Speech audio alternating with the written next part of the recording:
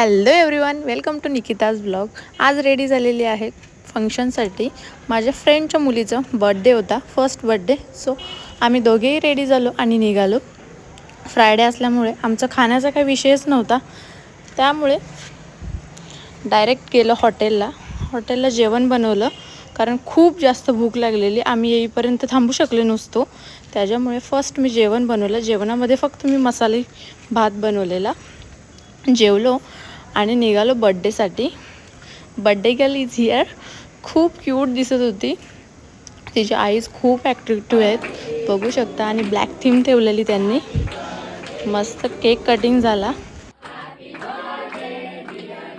So बड्डेच्या निमित्ताने आम्ही सर्व फ्रेंड्स भेटलेलो, खूप एन्जॉय केलं, खूप फोटोशूट केला आणि मजा मस्ती धम्माल केली. असा होता आजचा डे. तुम्हाला जर माझे ब्लॉग्स आवडत असतील तर नक्की मला कमेंट करून सांगा. लाईक, शेअर आणि सबस्क्राईब करायला विसरू